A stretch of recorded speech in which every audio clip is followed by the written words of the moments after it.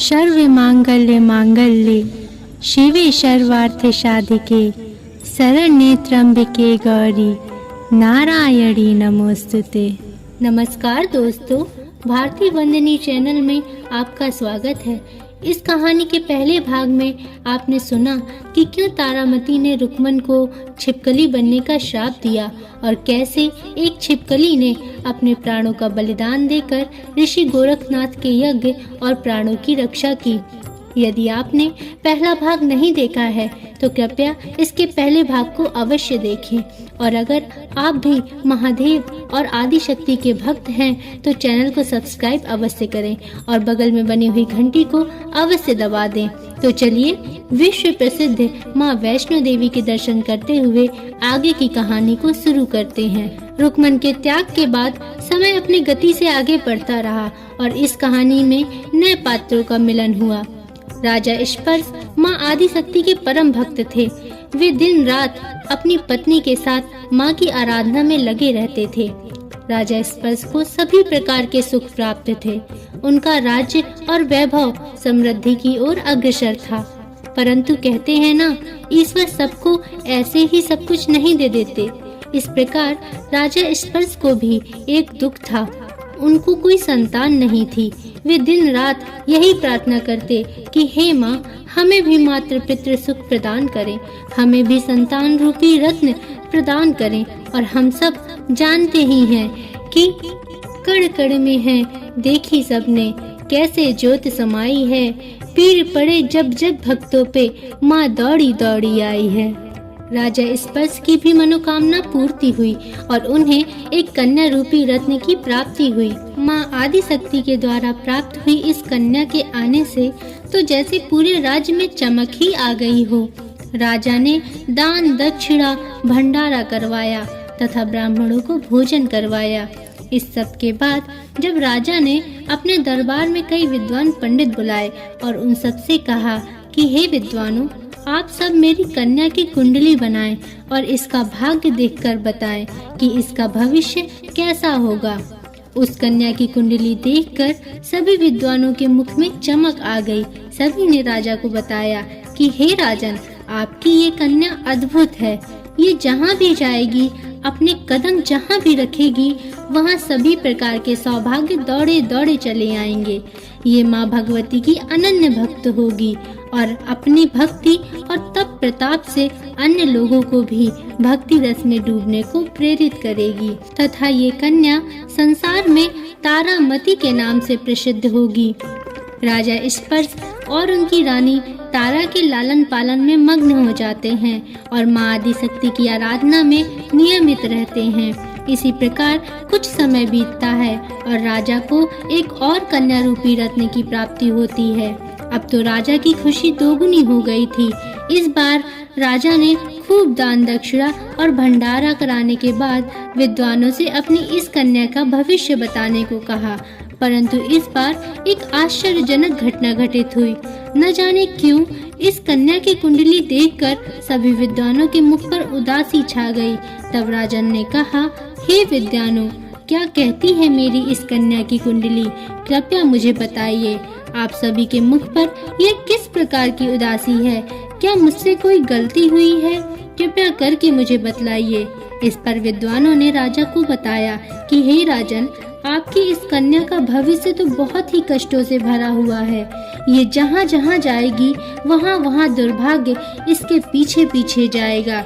यदि यह आपके राज्य में रहेगी तो यह आपके राज्य के लिए अनेकों कष्टों का कारण बनेगी।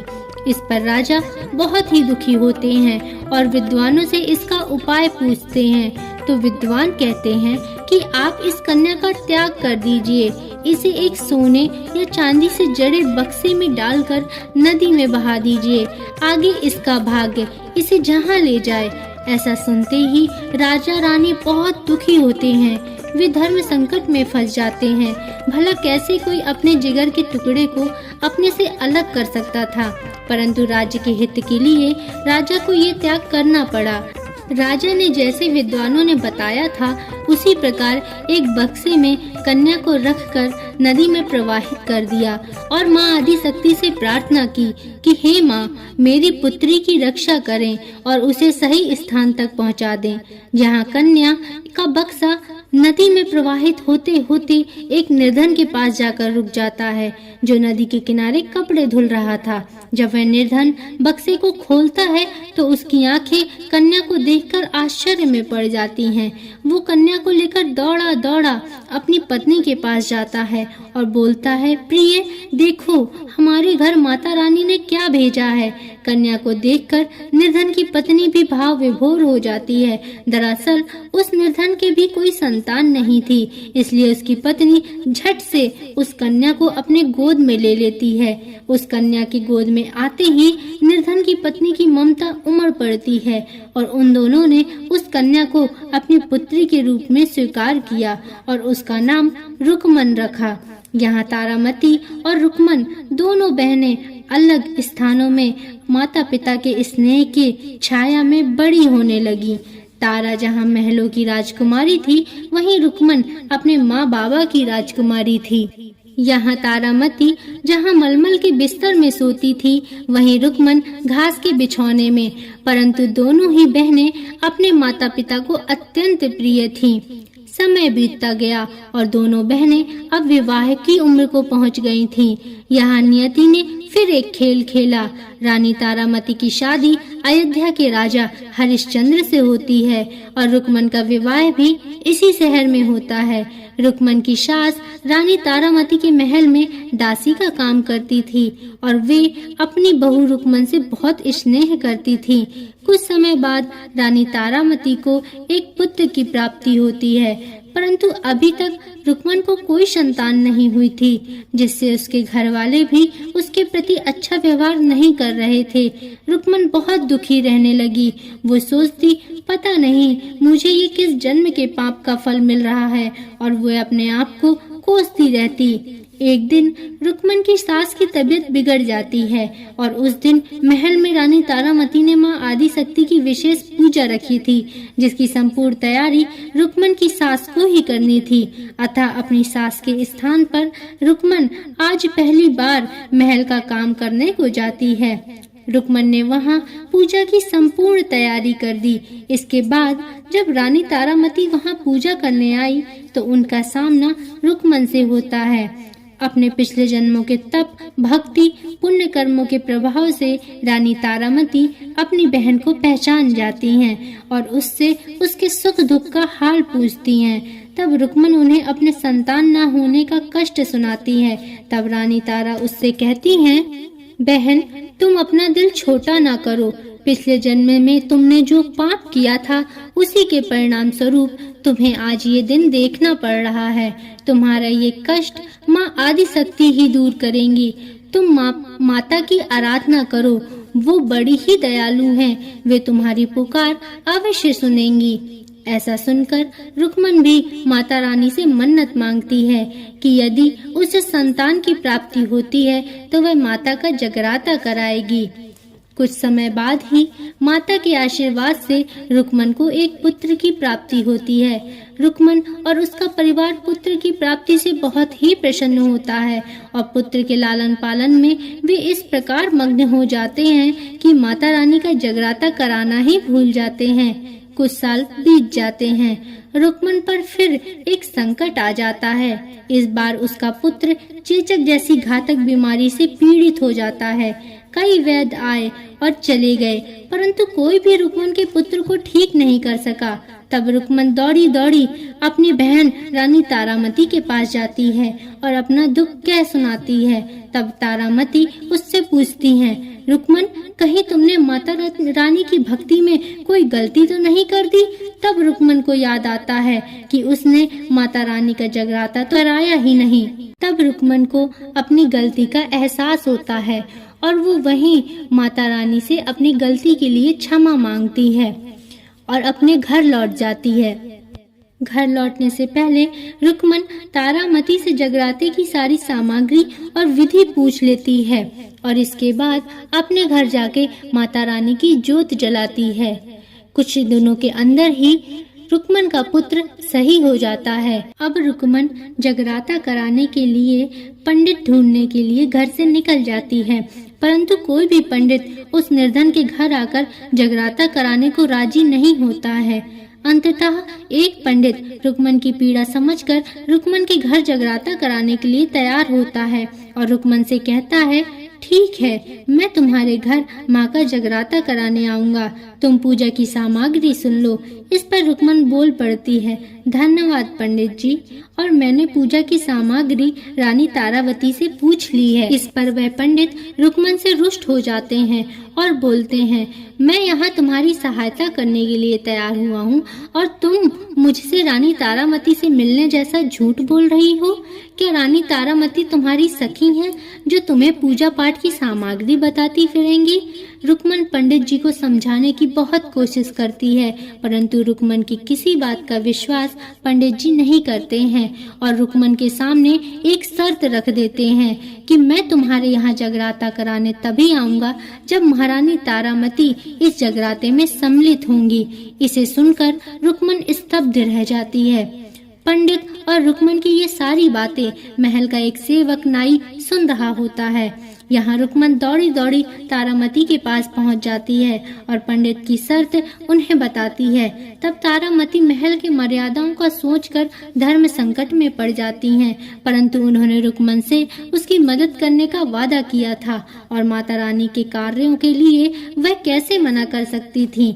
यह सब विचार करके तारामती रुकमन से कहती हैं, तुम जगराते की तैयारी करो, मैं तुम्हारे घर अवश्य आऊंगी। यहाँ वह नाई महाराज को रानी के एक निर्धन के घर जाने वाली बात बता देता है, परंतु राजा को उस सेवक पर विश्वास नहीं होता। इसलिए सत्य को स्वयं देखने के लिए राजा हरिश्चंद्र अपनी उंगली काट लेते हैं ताकि उन्हें नींद न आए। इधर रानी तारामती महाराज के सोने का इंतजार करने लगती हैं, परंतु महाराज नहीं सो रहे थे। तब तारामती माँ भगवती से प्रार्थना करती हैं और इसके फलस्वरूप कुछ ही देर में महाराज की आंख लग जाती है। रानी तारामती बालकनी से कूदकर रुकमन के घर जगराते में पहुंच जाती हैं, परंतु मार्ग में ही महारानी का एक रेशमी रुमाल और एक पायल गिर जाता है। वहां महारानी के पहुंचने के बाद जगराता शुरू होता है और यहाँ महाराज की आंख खुल जाती है। रानी को कक्ष में न पाकर राजा रानी को ढूंढने लगते हैं और उन्हें बालकनी से एक रस्सी नीचे की ओर बंधी दिखाई देती है। महाराज महारानी के पद चिन्हों का पीछा करते करते आगे बढ़ने लगते हैं। उन्हें रानी का रुमाल और पायल मिलती है और राजा रुकमन के घर तक पहुंच जाते हैं। यहाँ रानी को भजन करते देखते हैं और वहीं छिप कर बैठ जाते हैं। जगराता समाप्त होने के बाद रानी तारामती एक बार प्रसाद लेकर अपने पल्लू में बांध लेती हैं। उन्होंने ये प्रसाद महाराजा के लिए लिया था तथा पुनः प्रसाद लेकर उसे ग्रहण करती हैं और अपनी बहन से विदा लेती हैं। महाराज भी यह सब देखकर महारानी से पहले ही महल पहुंचकर महारानी का इंतजार करने लगते हैं। जैसे ही महारानी तारामती महल में आती हैं, वहां महाराज को जागता हुआ पाती हैं। महाराजा के मुख में क्रोध की लालिमा स्पष्ट दिखाई दे रही थी। राजा क्रोध में रानी तारामती को रुमाल और पायल दिखाते हैं। रानी समझ जाती हैं कि राजा को सब पता चल चुका है। तब रानी उनसे माफी मांगती हैं और कहती हैं कि मेरा विचार आपको दुख पहुंचाने का कतई भी नहीं था। मैं तो माता रानी के जगराते में गई थी, उनकी भक्ति आराधना के लिए भला मैं कैसे मना कर सकती थी। इस पर राजा क्रोध में आकर रानी से कहते हैं, आप दिन रात माता की सेवा में लगी रहती हैं, भला इनका अस्तित्व ही क्या है। मैं कैसे मान लूं कि जिनकी पूजा में आप लगी रहती हैं वो वास्तविकता में है भी या नहीं। क्या आप उनकी महिमा का आभास करा सकती हैं? यदि आप मुझे उनके होने का आभास करा सकती हैं तो मैं आपको कुछ नहीं कहूँगा और आपको माफ कर दूंगा। इस पर रानी तारावती कहती हैं, यदि आप यही चाहते हैं तो मुझे पूर्ण विश्वास है माता रानी मेरी भक्ति को निराश नहीं होने देंगी और आपको उनके होने का एहसास जरूर कराएंगी। ऐसा बोलकर रानी तारावती अपने एक पैर पर खड़े होकर माँ की स्तुति करने लगती हैं। जिसके फलस्वरूप अचानक ही चारों ओर रोशनी ही रोशनी हो जाती है। दीपक अपने आप जल उठते हैं। यह सब देखकर राजा बहुत ही आश्चर्यचकित हो जाते हैं और माँ के सामने झुककर प्रणाम करने लगते हैं और अपनी गलती की माफी मांगते हैं। तब तारामती उन्हें बताती है, माँ आदि शक्ति ही इस सृष्टि की रचयिता हैं। धर्म के पालन के लिए उन्होंने ही सृष्टि का निर्माण किया है। वे ही काली, वे ही गौरी, वे ही लक्ष्मी और वे ही सरस्वती हैं। ऐसा व्याख्यान करके वे राजा को रुक्मन के घर से लाया हुआ प्रसाद देती हैं। तब राजा कहते हैं कि महारानी, आपका बहुत बहुत धन्यवाद। आपके कारण ही मुझे माता रानी की दिव्यता का एहसास हुआ है। अब तो मुझे माँ आदि शक्ति के साक्षात दर्शन करने की लालसा हो रही है। कृपया मुझे बताइए, इस लालसा को कैसे शांत किया जा सकता है। तब रानी कहती हैं, भक्ति, पूजा, तप और त्याग, इन्हीं से माता के दर्शन संभव हैं। तब राजा माँ भगवती से विनती करते हैं कि हे माँ, मुझे दर्शन दीजिए। आपके दर्शन पाने के लिए मैं वही त्याग करूँगा जो मुझे सर्वाधिक प्रिय है, जो मुझे अपने प्राणों से भी ज्यादा प्रिय है। इतना सुनकर रानी अचानक चिल्ला उठती हैं और बोलती हैं, महाराज, ये कैसा प्रण ले लिया आपने? आपकी सबसे प्रिय वस्तु तो। इतना कहकर रानी बेहोश हो जाती हैं। यहाँ राजा अपने पुत्र की बलि दे देते हैं और माता रानी के पास आते हैं। अचानक ही राजा को एक तीव्र रोशनी की किरण दिखाई देती है, जिससे राजा हरिश्चंद्र की आंखें चौंधिया जाती हैं। राजा देखते हैं कि उनके सामने उनका पुत्र सही सलामत खड़ा है। तब तक रानी को भी होश आ जाता है और दोनों दौड़कर अपने पुत्र को गले लगा लेते हैं। तब अचानक ही उनका ध्यान अपने पुत्र से हटता है और वो देखते हैं कि सामने साक्षात माँ जगदम्बा खड़ी हैं। राजा और रानी दोनों दंडवत होकर के माँ आदि शक्ति को प्रणाम करते हैं और राजा अपनी भूल की क्षमा जगदम्बा से मांगते हैं। वे कहते हैं, माँ, आपकी लीला अपरंपार है। मैं धन्य हो गया जो आपके दर्शन पाए। कृपया करके मेरी भूलों को क्षमा करें। तब तुरंत ही माँ राजा को माफ कर देती हैं और कहती हैं, भक्त हरिश्चंद्र, जिससे किसी के जीवन में कोई कष्ट या संकट आए, उसकी ना तो कोई आवश्यकता है और ना ही वो धर्म के अनुसार है, क्योंकि भगवान पीड़ा से नहीं बल्कि भक्ति और प्रेम के भाव से प्रसन्न होते हैं और उनको पाने का एकमात्र यही उपाय होना चाहिए। वचन का महत्व प्राणों से भी अधिक होता है। ये आज तुमने प्रमाणित कर दिया भक्त हरिश्चंद्र। इसलिए आज से तुम्हें संसार सत्यवादी हरिश्चंद्र के नाम से जानेगा। और ऐसा आशीर्वाद देकर माता रानी अंतर्ध्यान हो जाती हैं। तो दोस्तों, देखा आपने किस प्रकार रुक्मन ने अपने रूठे भाग्य को माँ की भक्ति से संभाल लिया और राजा हरिश्चंद्र को उनका पुत्र माँ की असीम अनुकंपा की प्राप्ति हुई तथा वे संसार में सदा के लिए सत्यवादी हरिश्चंद्र के नाम से प्रसिद्ध हुए। दोस्तों, आशा करती हूँ कि आपको यह कथा बहुत ही पसंद आई होगी। अगर पसंद आई है तो वीडियो को लाइक और चैनल को सब्सक्राइब अवश्य करें ताकि ऐसी पवित्र कथाएं आपके पास पहुँचती रहें और कमेंट में जय माता दी अवश्य लिखें।